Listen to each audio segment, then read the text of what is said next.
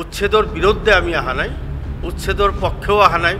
আমি নিৰপেক্ষভাৱে আমি তদন্ত কৰিবলৈ আহিছোঁ, কিন্তু বহুত চেষ্টা কৰাৰ পিছতো তেওঁলোকে আমাক ঘটনাস্থলীত যাবলৈ নিদিলে। না, পুলিচে বাধা দিয়ে না, কিন্তু পুলিচে আমাক সহায় কৰা নাই নহয়। আমিতো এনেই যোৱা নাই, আমি পাৰ্মিশ্যন লৈ গৈছোঁ। ইয়াৰ দ্বাৰা আমি স্পষ্ট বুজি পাইছোঁ যে চৰকাৰ আমাক তাত যাব দিয়া নাই। দল সংগঠনৰ নাম লৈ বিজেপিৰ নিৰ্দেশত তেওঁলোকে আমাক নানান ধৰণৰ গালি গালাজ আমাক অপদস্থ কৰিলে। আজি সেই যিসকলে বাধা দিলে, সেই বাধা দিয়া ব্যক্তিসকলৰ লগত আৰক্ষীও সহযোগ কৰা দেখা আমি পাইছোঁ। তাৰ কাৰণে কংগ্ৰেছ দলৰ ষ্টেণ্ড ক্লিয়াৰ। ভাৰতীয় মানুহখিনিৰ ওপৰত কোনোবাই যদি নিৰ্যাতন কৰে, এই নিৰ্যাতনকাৰীসকলৰ বিৰুদ্ধেও প্ৰতিবাদ কৰিবলৈ কংগ্ৰেছ দলে কুণ্ঠাবোধ নকৰে। কংগ্ৰেছ বিধায়িনী দল আৰু প্ৰদেশ কংগ্ৰেছৰ এটা যুটীয়া সজাতি দল আমাৰ সোণাপুৰ ৰেভিনিউ চাৰ্কলৰ অন্তৰ্গত কচুতলিত দুদিনমান আগত উচ্ছেদৰ নামত যি ধৰণে হত্যালীলা হ'ল, পুলিচৰ ওপৰতো আক্ৰমণ হ'ল আৰু গোটেই অঞ্চলটোৰ লগতে ৰাজ্যখনত যি উত্তেজনা বিৰাজ কৰিছে তাৰ বুজ লোৱাৰ কাৰণে আমাক 15জনীয়া দল এটা পঠাইছিল আৰু আমি দিনৰ 12 বজাত সেই স্থানত গৈ উপস্থিত হৈছিলোঁ। কচুতলিৰ প্ৰৱেশ কৰাৰ মূল ৰাষ্ট্ৰীয় ঘাইপথৰ পৰা যি ৰাস্তাৰে প্ৰৱেশ কৰিব লাগে, সেই ৰাস্তাৰ দাঁতিতে আৰু সেই ৰাস্তাৰ প্ৰৱেশদ্বাৰত কিছু ব্যক্তি যিসকলে বিভিন্ন দল সংগঠনৰ বুলি দাবী কৰিছে, সেইসকলে আমাক প্ৰৱেশত বাধা দিয়ে।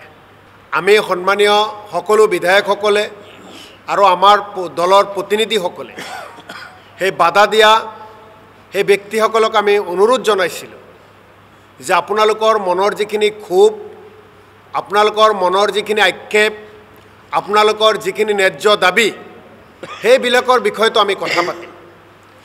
আমি কংগ্ৰেছ দলৰ ফালৰ পৰা আহিছোঁ, আমি সকলো দল সংগঠনৰ লগতো বহিম, উচ্ছেদিত যিসকল পৰিয়াল আছে তেওঁলোকৰ লগতো বহিম আৰু তাৰ আশে পাশে যিসকলৰ বসতি আছে, সেই বসতি স্থাপন কৰি থকা, দীৰ্ঘদিন ধৰি থকা সন্মানীয় ৰাইজৰ লগতো বহিম। কিন্তু আমাৰ উদ্দেশ্য সফল হ'ব নিদিলে। দল সংগঠনৰ নাম লৈ বিজেপিৰ নিৰ্দেশত তেওঁলোকে আমাক নানান ধৰণৰ গালি গালাজ আমাক অপদস্থ কৰিলে। আজি সেই যিসকলে বাধা দিলে, সেই বাধা দিয়া ব্যক্তিসকলৰ লগত আৰক্ষীও সহযোগ কৰা দেখা আমি পাইছোঁ। আৰক্ষীৰ যি ভূমিকা তাত ল'ব লাগিছিল, উচ্চ পৰ্যায়ৰ আৰক্ষীৰ বিষয়া তাত নিয়োগ কৰিব লাগিছিল, আমি দেখা নাপালোঁ। সাব ইন্সপেক্টৰ লেভেলৰ 2জনমান পুলিচ বিষয়া আমি তাত দেখা পালোঁ আৰু পুলিচ যি ধৰণে তেওঁলোকে আমাক আক্ৰমণ কৰিব ওলাইছিল এদল বিজেপিৰ সদস্যই, তাৰ পৰা ৰক্ষা কৰাৰ কাৰণেও পুলিচে কোনো ধৰণৰ ব্যৱস্থা তাত নল'লে। তথাপি আমাৰ আক্ষেপ নাই। কংগ্ৰেছ আমি দল, আমি কংগ্ৰেছ দলে শান্তি প্ৰতিষ্ঠা কৰিবলৈ যায় কাৰোবাৰ হাতত যদি অপদস্থ হ'ব লগা হয়, তথাপি শান্তি ৰক্ষাৰ স্বাৰ্থত আমি কংগ্ৰেছ দলে সেই কাম কৰিম। আমি একেবাৰে স্পষ্টভাৱে কৈছোঁ, ট্ৰাইবেল বেল্টৰ ওপৰত কোনো আক্ৰমণ নকৰক, তাৰ কাৰণে কংগ্ৰেছ দলৰ ষ্টেণ্ড ক্লিয়াৰ। আমি একেবাৰে ক্লিয়াৰ কৰি দিছোঁ কংগ্ৰেছ দলৰ ষ্টেণ্ড। কোনো দল সংগঠনে কোনো যদি ন্যায্য দাবী কৰে, সেয়া ট্ৰাইবেল সংঘই হওক, ট্ৰাইবেল বেল্টৰ লগত জড়িত দল সংগঠনেই হওক, সেই ন্যায্য দাবীৰ লগত বহি সেই আন্দোলনত আমি ভাগ ল'ম, সেই অনশনত আমি ভাগ ল'ম।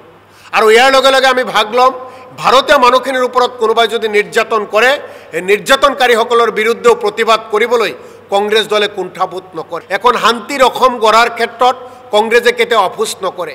অশান্তিময় অসম আজিৰ তাৰিখত হৈছে, এনেকুৱা কথাত উৰা বাতৰিত বিভিন্ন ঠাইত বিভিন্ন কথাবোৰে গা কৰি উঠিছে। গতিকে আমি কংগ্ৰেছ দলে সকলোৰ পৰিস্থিতি বুজ লৈ আমি চৰকাৰক সহযোগ কৰিব বিচাৰিছিলোঁ, চৰকাৰক জনাব বিচাৰিছিলোঁ। কিন্তু আজি কচুতলিত সেইখিনি ঘটনা কেনেকৈ হ'ল, কি কাৰণে তেনেকুৱা পৰিৱেশ হ'ল, কি কাৰণে আৰক্ষীৰ গুলীত 2জন ব্যক্তি নিহত হ'ব লগা হ'ল, সেই কথাবিলাকৰ কাৰণ আজি চৰকাৰে ৰাইজক জনাব লাগে, ৰাইজক নজনায়।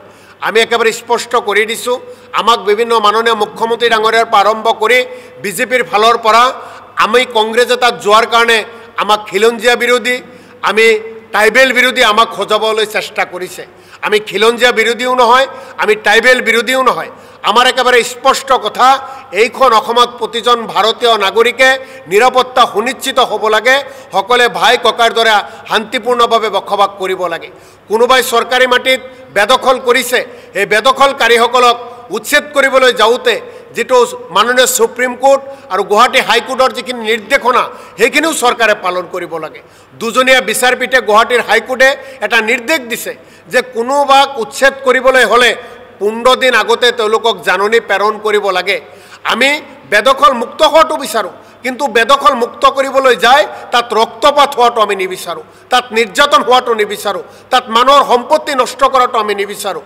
আমি একেবাৰে আকৌ আপোনালোকক কৈছোঁ, অসমখন মাননীয় মুখ্যমন্ত্ৰী ডাঙৰীয়াই, অসম চৰকাৰে, আৰক্ষী প্ৰশাসনে শান্তিপূৰ্ণভাৱে চলাব পৰা নাই।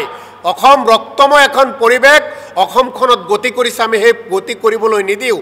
কংগ্ৰেছ দলে ইয়াৰ কাৰণে মাত মাতিব। কংগ্ৰেছ দলক যিমানেই বিজেপি সমালোচনা কৰক, সেই সমালোচনাক আমি গ্ৰাহ্য নকৰোঁ, কাৰণ আমি ট্ৰাইবেলসকলৰ লগতো আছোঁ, আমি অসমীয়া সমাজখনৰ লগত আছোঁ, আমি ভাৰতীয় জনতাৰ লগত আছোঁ। আৰু আপোনালোকক এই কথা স্পষ্টভাৱে কওঁ, ইয়াৰ কাৰণে আমাৰ দলপতি দেৱব্ৰত শইকীয়া ডাঙৰীয়াই আজি যেহেতু আমাক প্ৰৱেশ কৰিব নিদিলে, বিধানসভাৰ মাননীয় অধ্যক্ষ ডাঙৰীয়াক পত্ৰ প্ৰেৰণ কৰা হৈছে, সৰ্বদলীয় এটা টীম, সৰ্বদলীয় বিধায়কৰ এটা টীম গঠন কৰি দিয়ক। সেই টীম আমি কচুতলিলৈ যাব বিচাৰোঁ, কাৰণ কচুতলিত অৱস্থা খুব বেয়া, তাত বহু মানুহ নিখোজ হৈ আছে। তাৰ মানুহে চিকিৎসা পাইছেনে নাই, তাৰ মানুহে দুবেলা দুমুঠি খাবলৈ পাইছেনে নাই, তাৰ মানুহে পানী খাবলৈ পাইছেনে নাই, তাৰ মানুহ কি পৰিৱেশত আছে, এই কথাটো এজন মানৱ জাতিৰ এজন মানৱ হিচাপে প্ৰতিজন মানৱ জাতিৰ প্ৰতিজন মানুহৰ দায়িত্ব আৰু কৰ্তব্যত পৰে। কাৰণ তেওঁলোকক নাখাই নাখাই তিল তিলকৈ কোনোবাই হত্যা কৰিব, তাক আমি চাই থাকিব নোৱাৰোঁ। সভ্য জগতৰ এজন সভ্য অসমীয়া হিচাপে দুৰ্গতসকলৰ ওচৰত থিয় দিয়াটো প্ৰতিজন অসমীয়াৰ দায়িত্ব আৰু কৰ্তব্য, আৰু সেই দায়িত্ব আৰু কৰ্তব্য কংগ্ৰেছ দলে পালন কৰিব। বিধায়ক হিচাপে আমাক কিয় তাত সোমাবলৈ দিয়া নহয়, ইয়াত নিশ্চিতভাৱে কোনো কাৰণ অন্তৰ্নিহিত হৈ আছে। আমি শুনামতে এতিয়া বহু মানুহৰ নিৰুদ্দেশ হৈ আছে, তেওঁলোকক বিচাৰি পোৱা নাই। পুলিচে যিখিনি কৰায়ত্ব কৰিছে তাৰ বাহিৰেও কিছু মানুহ নিৰুদ্দেশ, তেওঁলোকক বিচাৰি পোৱা নাই। তাত আৰু কিবা ঘটনা ঘটি আছে বুলি আমাৰ সন্দেহ হৈছে।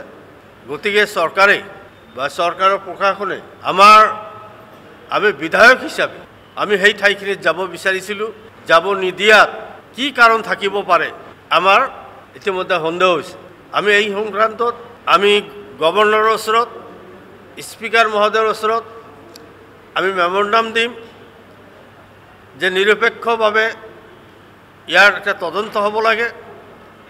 আজি যি গুলীয়াই মানুহ হত্যা কৰিলে তাৰ এটা তদন্তৰ ব্যৱস্থা কৰিব লাগে, ইত্যাদি ইত্যাদি কথাবিলাক লৈ আমি স্পীকাৰ ডাঙৰীয়া আৰু গভৰ্ণৰ মহোদয়ক আমি আবেদন জনাম।